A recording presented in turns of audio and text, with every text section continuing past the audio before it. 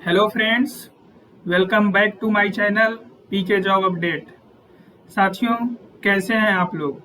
उम्मीद करते हैं कि आप लोग अच्छे होंगे और साथ ही साथ आपकी जो पढ़ाई है वो भी अच्छे से चल रही होगी।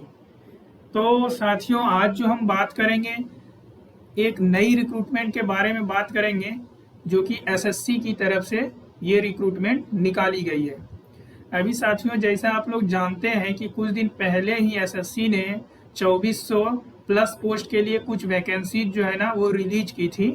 और उसके बाद ये वैकेंसीज भी एसएससी के द्वारा रिलीज किया गया है। बट ये वैकेंसीज थोड़ा उससे डिफरेंट है। डिफरेंट कैसे है कि यहाँ पर जो आपका पोस्ट है वो स्टेनोग्राफर ग्रेड सी और ग्रेड डी का पोस्ट निकाला गया है। तो यहाँ पर जो है वो कैंडिडेट फॉर्म को फिल कर सकते हैं जिसको कि टाइपिंग का नॉलेज है। तो यहाँ पर एक अलग से स्किल टेस्ट करवाया जाएगा।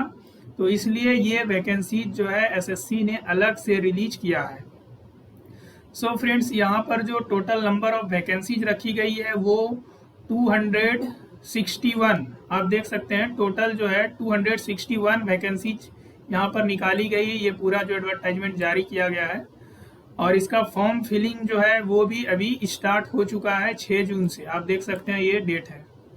तो इसमें फ्रेंड्स ये है कि इसका जो कट ऑफ जाता है वो जो 2400 प्लस पोस्ट निकाला गया उससे कम कट ऑफ जाता है, क्योंकि इसमें कैंडिडेट जो है बहुत से कैंडिडेट इस टाइपिंग वाले टेस्ट में जो है वो फेल कर जाते हैं। इसीलिए इसका ओवरऑल जो कट ऑफ है वो कम जाता है। इसीलिए यहाँ पे कंपटीशन कम होता है।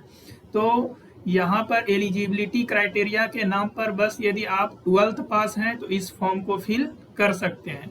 इसके अलावा इसमें पूरी जानकारी क्या है तो इस पूरे पीडीएफ में मेंशन किया गया है कि स्किल टेस्ट क्या होगा, क्या एलिजिबिलिटी क्राइटेरिया है और किस तरह से आपका सिलेक्शन प्रोसेस रहने वाला है और एग्जाम में क्या क्या पूछा जाएगा। हर एक चीज इस पीडीएफ में मेंशन किया गया है।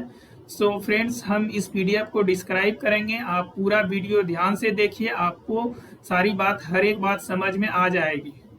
तो फ्रेंड्स, वीडियो को स्टार्ट करते हैं। और चैनल पे पहली बार आप विजिट कर रहे हैं तो चैनल को सब्सक्राइब करके बेल बटन दबा दें, जिससे आने वाली हर एक इम्पोर्टेंट अपडेट आपको सही समय पे मिल सके।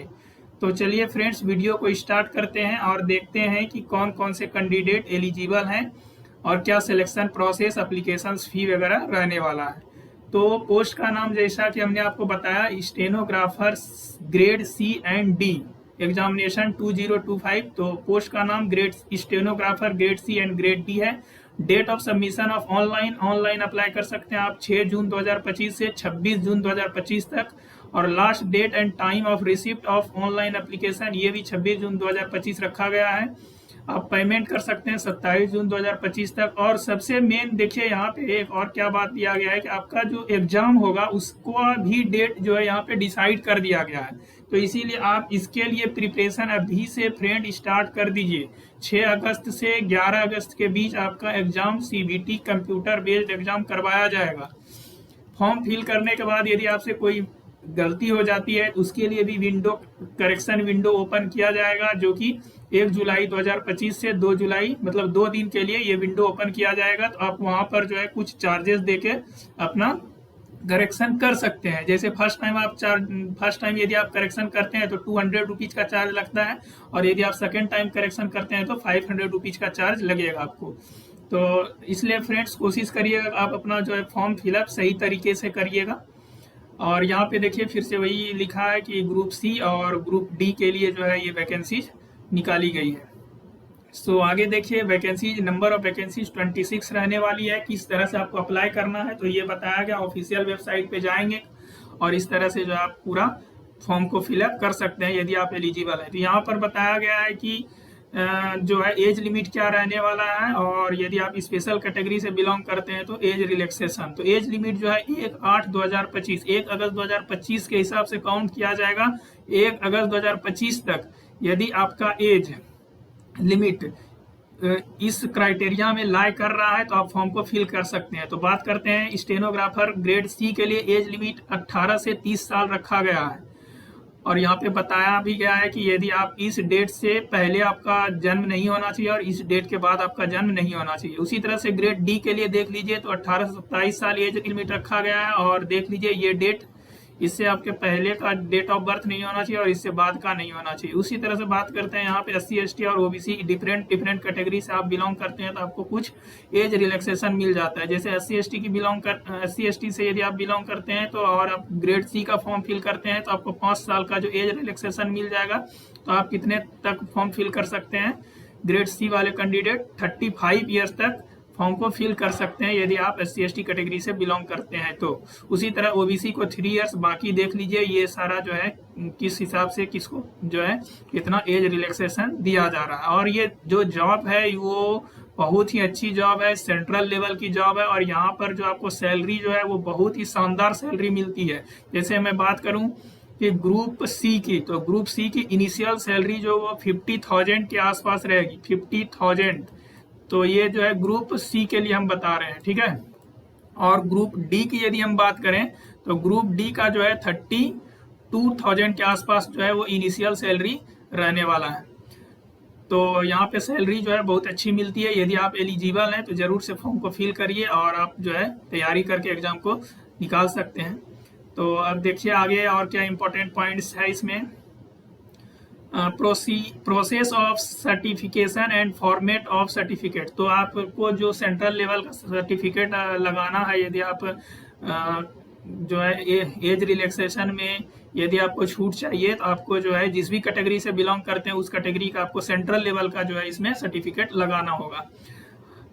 तो उसका फॉर्मेट इसी में दिया हुआ, इसी PDF में, तो आप यहीं पर से उसको डाउनलोड करके उसी फॉर्मेट में जो है आप उसको बनवा लेंगे। बात करते हैं इसेंशियल क्वालिफिकेशन। तो देखिए कैंडिडेट मस्ट है पास 12th स्टैंडर्ड और equivalent examination from recognised board और यूनिवर्सिटी बिफोर। ये देखिए बहुत से कैंडिडेट बाद में ये पूछते हैं कि सर अभी हमारा जो है डिग्री नहीं आया है या हम अभी पढ़ ही रहे हैं। तो ये 1/8/2025 तक जो है यदि आपके पास डिग्री आ जाता है इससे पहले तो आप जो है फॉर्म को फिल कर सकते हैं। और last date of online application 26 जून 2025 रखा गया है। और देखते हैं क्या इंपॉर्टेंट पॉइंट्स है। एप्लीकेशन फी जो है 100 रुपीज रखा गया है। बाकी यदि आप SC ST PWBD और एक्स सर्विसमैन कैटेगरी में बिलोंग करते हैं तो आपसे कोई भी फी नहीं लिया जाएगा। और सेंटर ऑफ एग्जामिनेशन, तो जहाँ से भी आप बिलोंग करते हैं तो वो देख लीजिएगा। आप उस डिस्ट्रिक्ट में यदि आपका एग्जामिनेशन सेंटर है तो वहाँ पर आप फिल कर सकते हैं, या तो फिर अगल बगल में जो भी सेंटर दिया गया है तो उसको आप चूज कर लीजिएगा जब भी फॉर्म फिल करेंगे। तो आगे देखिए फ्रेंड्स और क्या इंपॉर्टेंट पॉइंट्स हैं।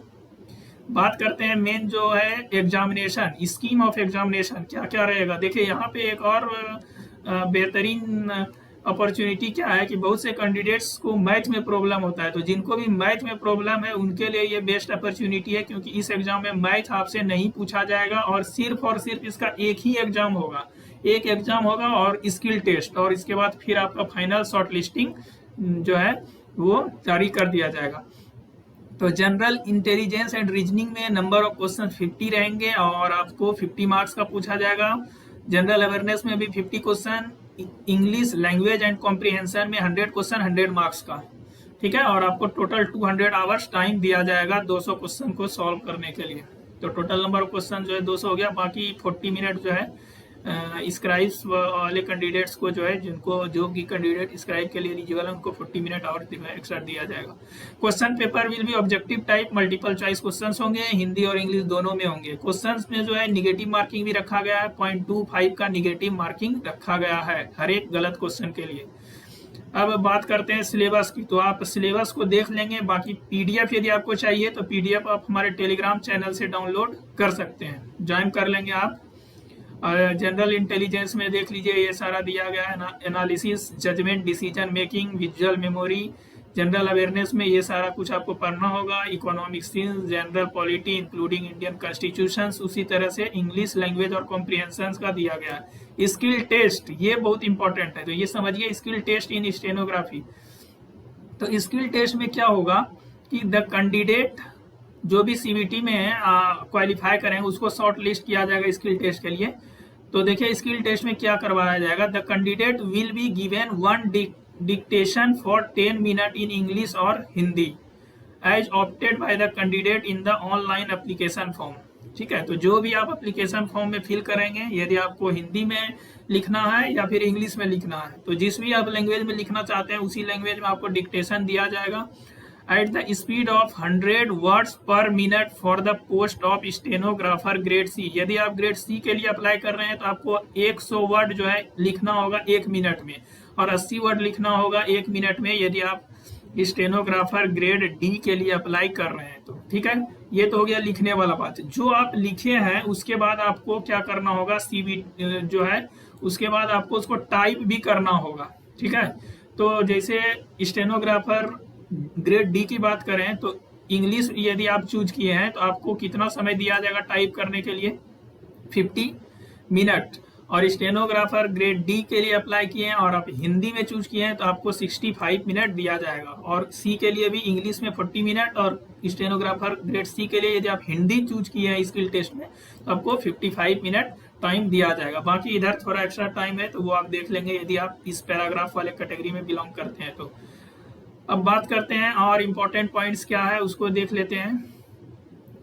यहाँ पे जो पीडीएफ है वो टोटल 91 पेज का है। मोड ऑफ सिलेक्शन की यदि बात करें तो यहाँ पर आपको मिनिमम क्वालिफाइंग मार्क्स लाना जरूरी है। जैसे जनरल में 30%, ओबीसी में 25% और बाकी अदर कैटेगरी से यदि आप बिलोंग करते हैं तो आपको 21% मार्क्स जो है वो लाना पड़ेगा। अब हम आगे बढ़ते हैं और देखते हैं आगे क्या इंपॉर्टेंट पॉइंट्स हैं। देखिए, आपको जो फॉर्मेट, जो भी आप कैटेगरी से बिलोंग करते हैं उसके लिए आपको जो फॉर्मेट रहेगा सेंट्रल लेवल का, जो कि आप सेंट्रल लेवल वाले फॉर्मेट में ही बना के आप फॉर्म फिलिंग का प्रोसेस कर सकते हैं। तो इस तरह का फॉर्मेट रहेगा, ये जो है आप इस फॉर्मेट में ही आप अपना सर्टिफिकेट इशू करवाएंगे। ये SC/ST के लिए है, उसी तरह से बाकी अदर कैटेगरी के लिए भी यहाँ पे दिया गया। ये OBC कैटेगरी वाले के लिए है, तो ये आप देख लेंगे। जिस भी कैटेगरी से बिलोंग करते हैं उसके हिसाब से आप अपना जो है बनवा लेंगे। ठीक है, आगे देखिए, यहाँ पर वही सारा सर्टिफिकेट के बारे में ही सारा मेंशन किया गया है। और देखिए यहाँ पे फोटो, जब आप फोटो को अपलोड करेंगे तो आपको कुछ ध्यान रखना है। इस तरह का फोटो जो है वो अलाउड है और इस तरह का फोटो अलाउड नहीं है। जैसे यहाँ आप देख सकते हैं बहुत छोटा है, यहाँ पे कुछ ज्यादा ही कलर दिख रहा है आपको, यहाँ पर टू क्लोज, बहुत नजदीक से ये फोटो खींचा गया और ये इनवर्स उल्टा फोटो खींच दिया गया। तो ये सब एक्सेप्ट नहीं किया जाएगा। तो आप फॉर्म फिलिंग के प्रोसेस में ध्यान देंगे, ग्लास लगा के नहीं आपको फोटो खिंचवाना है। तो ये सारा था, देख लीजिएगा फॉर्म फिलिंग प्रोसेस में आप सही से फॉर्म फिल करेंगे। अब आगे देखते हैं और क्या इंपॉर्टेंट पॉइंट्स है इसमें।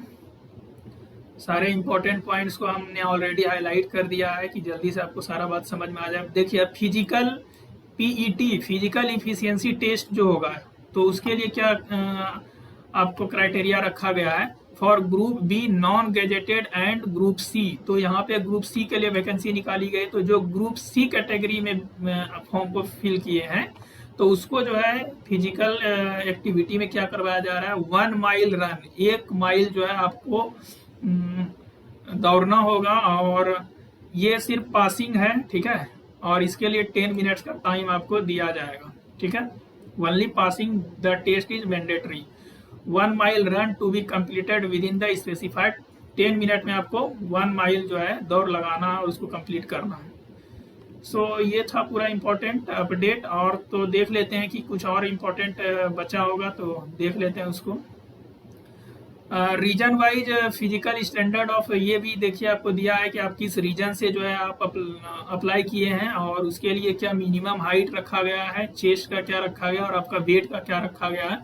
तो जिस भी रीजन से आप बिलोंग करते हैं ये आप देख लेंगे कि किस रीजन में कितना हाइट, चेस्ट और वेट रखा गया। और जब आप एक्सपेंड करेंगे तो एक्सपेंशन में आपका कम से कम 5 सेंटीमीटर इंक्रीज होना चाहिए। सो बाकी ये सारा मेडिकल वगैरह के बारे में दिया गया है। सो एक अच्छी अपॉर्चुनिटी है फ्रेंड्स, यदि आप इन सभी एलिजिबिलिटी क्राइटेरिया को फुलफिल कर रहे हैं तो इस फॉर्म को जरूर से फिल करिए, क्योंकि इसमें मैथ आपसे नहीं पूछा जाएगा और सिंगल एग्जाम करवाया जाएगा। यदि आप शॉर्टलिस्ट हो जाते हैं तो बस आपको जो है स्किल टेस्ट पे फोकस करना है। यदि आप वो कंप्लीट कर लेते हैं तो आप जो है सेंट्रल गवर्नमेंट एम्प्लॉई बन जाते हैं। ठीक है, और सैलरी तो हमने आपको शुरू में ही बता दिया कि एक अच्छी सैलरी रहने वाली है।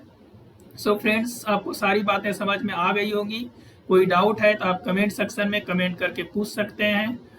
फिर मिलते हैं फ्रेंड्स किसी नेक्स्ट वीडियो में न्यू अपडेट के साथ।